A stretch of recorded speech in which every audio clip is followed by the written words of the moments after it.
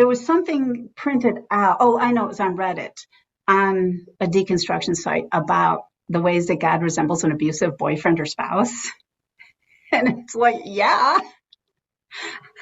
But, at the time I didn't see it.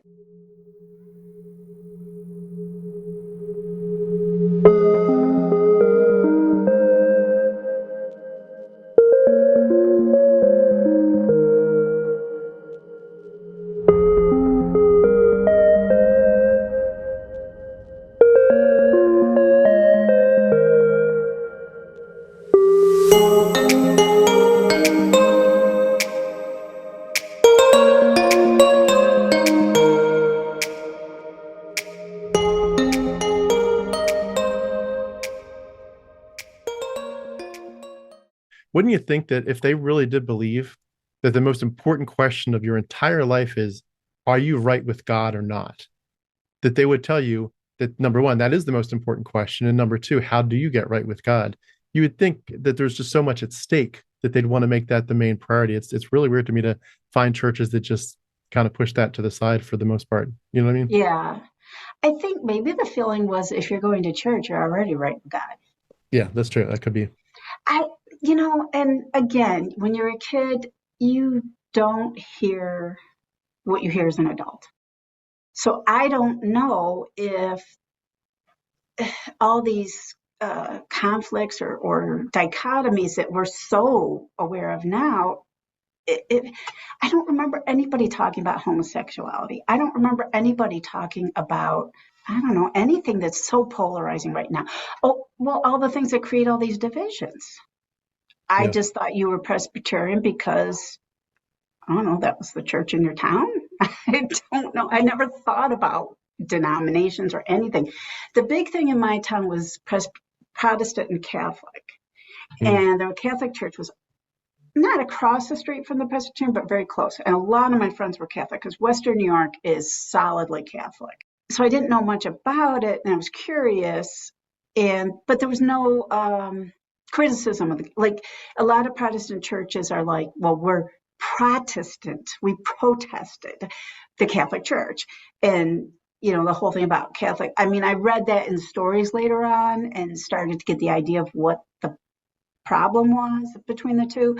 But again, I I never went to the Catholic church, but my some of my Catholic friends came to my church for various reasons. Welcome again, and thank you for being here. When I go through these videos, when I listen to people who, well, what they call it, they just decided to leave the faith. People who decided to turn away from God because of whatever list of reasons, and of course, there's always a long list of reasons. And I often wonder, do you even know how spiritual this world is? Do you even know that you have an enemy who's working to ensure that your soul does not make it to heaven, to ensure that your soul is destroyed when he is going to be destroyed, because he doesn't want to be destroyed alone. And so far, he succeeded because there's so many, there's so many humans that have joined him and have decided that, yeah, we'll perish with you. Imagine going to a church that does not talk about your salvation, that does not talk about being right with God. At what point do you decide, okay, what am I really here for? It's like going to a church that does not pray. At what point do you realize something is wrong? Maybe this is not where I'm supposed to be in this particular church. But I see that Satan has blinded us so much. Everyone has his own little denomination here and there. And we're so consumed with our own denominations and, well, I am a this and I am a that we've missed the point. We've so missed the point. It's just gone over our heads because I'm a this and I'm a that and you're a this and you're a that. But what is the point of being all of these things if the roads do not lead you to righteousness and to holiness? What is the point? You're just gathering together to do what? You might as well just go to a club. Because what are you gathering together to do? If no one is talking about salvation, no one is talking about being right with God, what is the point? You really doubt that the devil has planted many churches himself? Hmm. So, Well, it sounds like if your church was not kind of pounding the pulpit about the gospel and hellfire, they probably were what I would have considered back then liberal enough that there was an easy passage between the two. Because yeah, that's, I think Episcopalian would have been in a similar vein. But that's interesting. Did you did you have though any messaging about hell in that church? no, Okay, never thought twice about hell. gotcha. I Yeah, mean, that's a very telltale sign right there. Yeah. yeah, yeah. So Uh, you didn't grow up with that trauma then of, gosh, if I no, sin too much, I'm in trouble.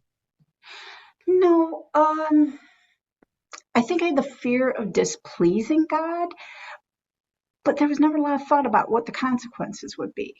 Yeah. Yeah, And then, of course, there's also no talk about hell. Because, hey, we don't talk about those things here. That's too dark and gruesome. And besides, God is love. We don't believe He would do that. Isn't that what many people say? The God of the Bible is love. So, well, at least I don't know if they're talking about the God of the Bible, but whatever God they're worshiping, that God is all love and no judgment and no punishment for sin. So there is nothing to talk about when it comes to hell. What kind of church would have you so comfortable that you don't even realize that one day when we leave this earth, there is eternity to face in one place or the next? We don't talk about that. No, no, no, no, no. That's not something to talk about. That's a bit too gruesome. No. There's nothing that should. How could hell be forever? God doesn't do that. At least not the God I worship. We all have our own little gods that we rock to sleep and sing a lullaby to, because we are the ones who determine what this God does. So no, we don't talk about hell over here. No, no, no, no, no, no. Maybe some churches might even start putting up a little sign on their front door, the entrance, a big no entry for hell, a big hell sign, and then there's a slash across it, no entry. No, we don't talk about hell. No, no, no, no, no. That gets people too uncomfortable. No, no, no, no, no. nobody joins a cult and starts at the deep end, right? And I know this is going to be offensive, but is part of my deconversion. I've watched a lot of cult videos and leaving cult videos and what is a cult. And boy, I mean, what's the difference? It's just a matter of degree. Well, at this point, I would I say all versions of Christianity to me are a cult in a sense. It's just how, like you said, how deep in the what deep end of the pool you're going to go into, deep end or shallow end. All versions of Christianity is a cult. I don't know if I'll go as far as saying all versions, but many versions are cults. Many versions that say, yeah, we believe in the Bible, we believe in the God of the Bible. Many are cults. So you're partially right on that note, but I wouldn't go as far as saying all. Not all, but many. There are many cults. If only people, I don't know, if God opens people's eyes to see the spiritual realm around us, for one. Now, I don't even think we can last a day, actually. No, that's even too long. Even a minute is too much for a human soul to see into the spiritual realm, to see the activity, to see the battle over your soul. And you're there speaking evil of the Most High. You don't even understand that your soul is at risk.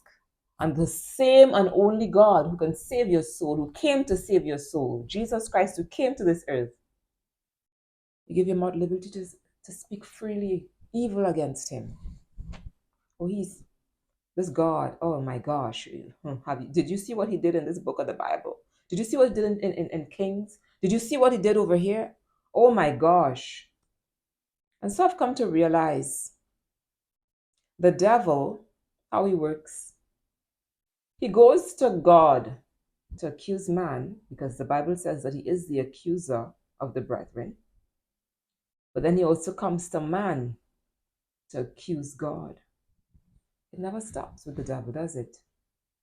Because as long as he can keep that enmity between you and the only hope of salvation for your soul, he knows that you're going to be doomed to destruction, just like he is. It's funny how you can think that something is so terribly wrong later, but at the time, you just don't see a problem with it. You just, so, That's you true. know, and that, I'm jumping back and forth just a tiny bit here. Right now, my current state is complete skeptic, because to me, that's mental safety. If you start saying something to me requires belief with no proof, I feel like we're skating on thin ice. And now that I know that I've been suckered, I'm like, no, we're not going to go anywhere near that anymore. Has God ever asked anyone to believe without proof? What is the proof of and I know we hear this a lot, but what is the proof of an artist? Isn't it the art? What is the proof of a baker? Isn't it the baked goods? What is the proof of a tailor? Isn't it in the clothes that were made? We see the creation, all of the things that were made, that have come together. And even if something was off by an inch, things would fall apart regarding the environment, regarding the air we breathe, regarding the location of the sun, regarding our own physical bodies. Have you ever thought of everything that goes into a perfect human being? That you can be speaking and breathing at the same time and not have to think, okay, stop, let me stop speaking so I can breathe.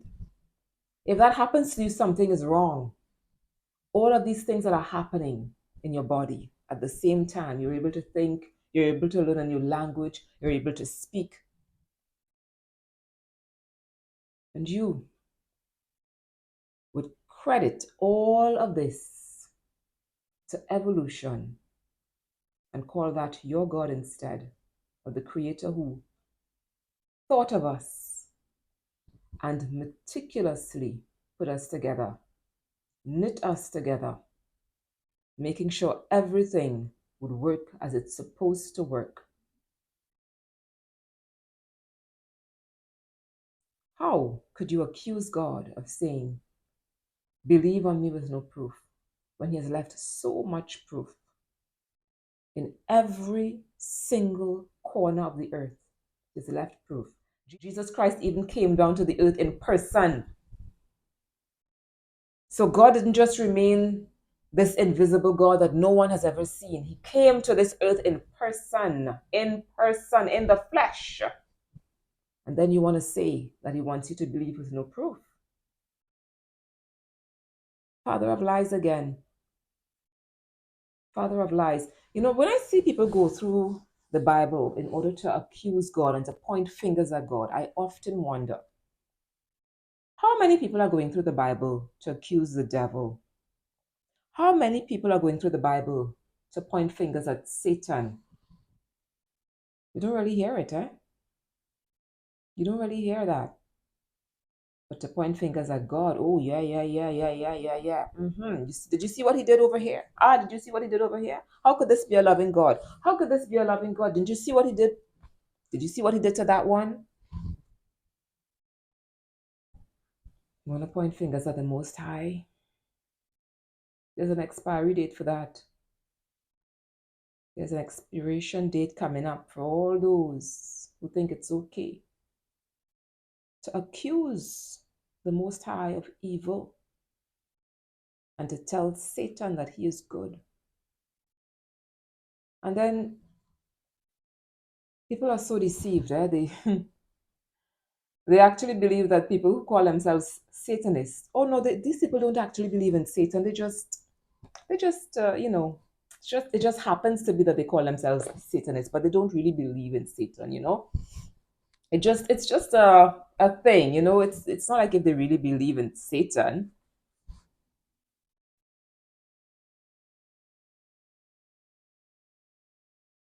They don't believe in Satan. They just happen to call themselves Satanists. It's just a coincidence. There weren't any other names to use. So because we ran out of names, we just decided to use the name Satanists.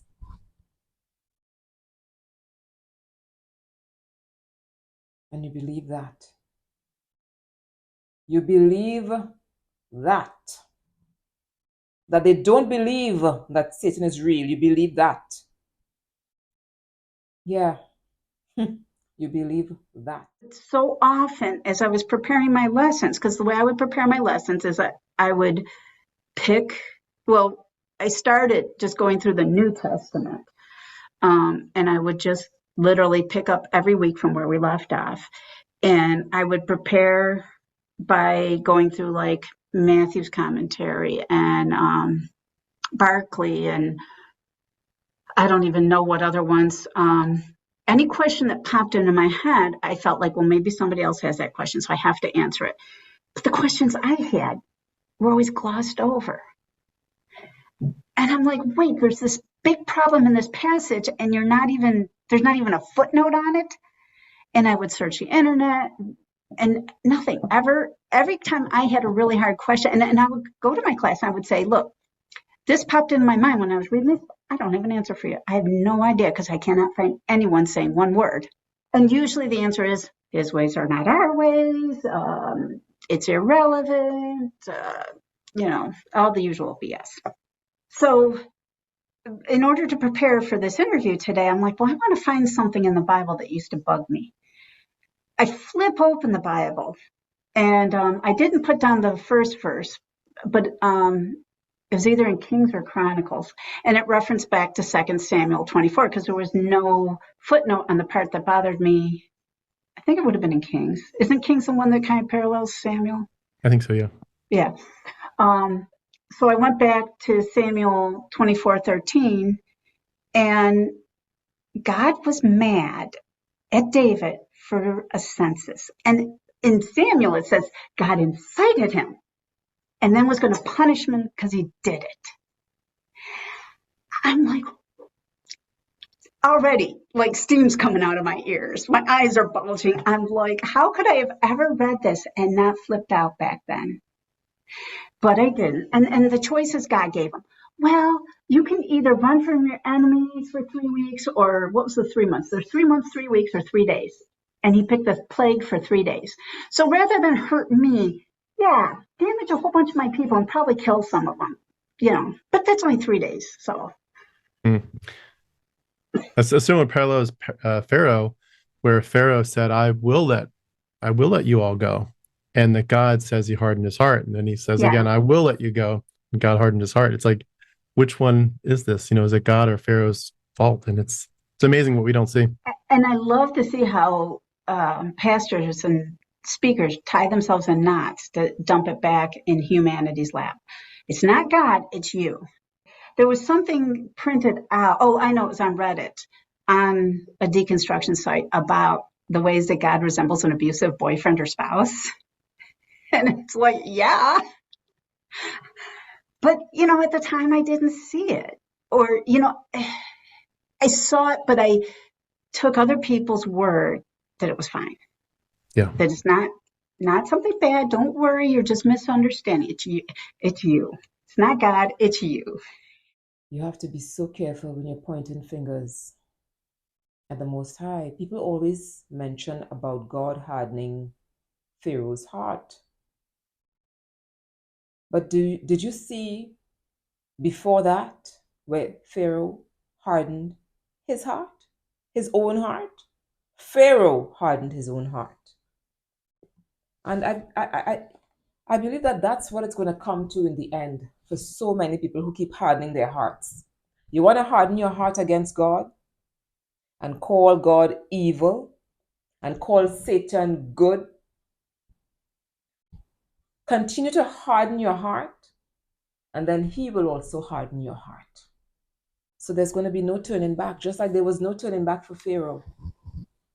There was no turning back for Pharaoh, because you know what? Enough is enough. And one day when he says, that's it, that's going to be the end. That's going to be the end for a lot of souls. It's one thing to be an atheist, but it's a whole other ball game to create a program that's viewed by thousands of people, that can cause people to stumble, that can cause people to turn away. That puts blood on your hands. Blood. The blood of Jesus. The blood of Jesus covers us. Covers those of us who say, Jesus, I accept what you did when you died for me. I accept that because I know that I cannot pay for my sins.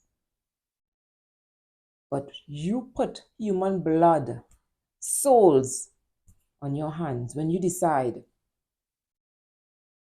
I'm gonna air something that's gonna potentially cause many other souls to stumble. And then you talk about God resembling an abusive boyfriend or spouse.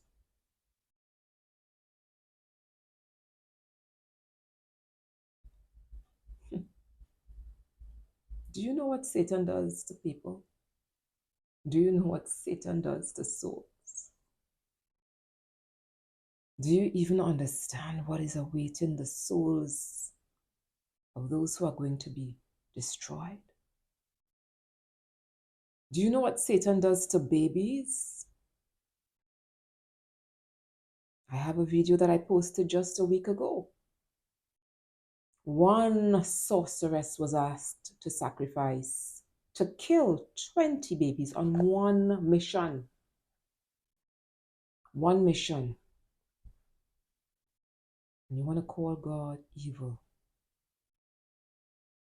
and liken him unto an abusive spouse or boyfriend. The one who shed his blood. The one who shed his blood for us. You're calling him abusive. Do people understand that the curtains on this earth are closing swiftly? You think you've seen evil and wickedness? This is child's play in comparison to what is coming. This is candy and cakes in comparison to what is coming. And you want to call God evil.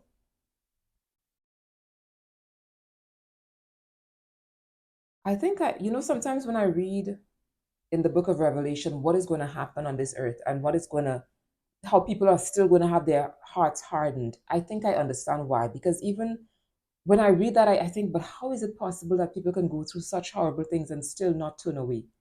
And I believe that's where the hardness of the heart comes in, where they harden their hearts so much that it's not possible anymore. It's gone to the point of no return. Because the kinds of things that's going to be happening then are things that never happened on this earth before. And to think that people will still persist in their evil, for me, it's mind-blowing. It's mind-blowing. But I think I can grasp why.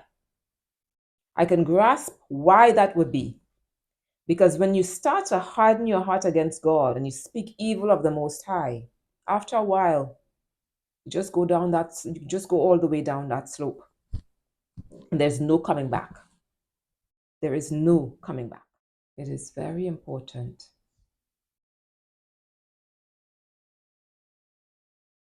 to pick the side that you want to end up on very carefully. He's coming back. And when he returns, he's not going to be a baby in a manger. He's not going to be a little baby in a manger coming as our Savior. That is done. He's coming as the judge. When you listen to people who would lead your soul to the pit, that's the worst thing that you can possibly do. The devil is after souls. He's counting his souls. Just like people count their money all the way to the bank, he's counting the souls all the way to hell. Counting all the souls. Look, all these people who used to say that he's probably even trying to taunt God. Look, and these your children, God. Look at how I have them. They don't love you anymore. Look, I make them turn away from you. Look, I show them how wicked you are, God, and how good I am. And how they taunt you and they say you are bad. Look they're going to hell. They don't know they're going to hell. But hey, that's their choice. You give them free will, God. So they chose me. They chose the devil.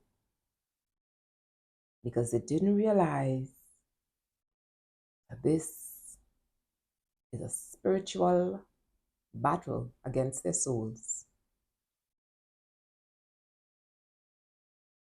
Choose life. He said, I've laid before you life and death.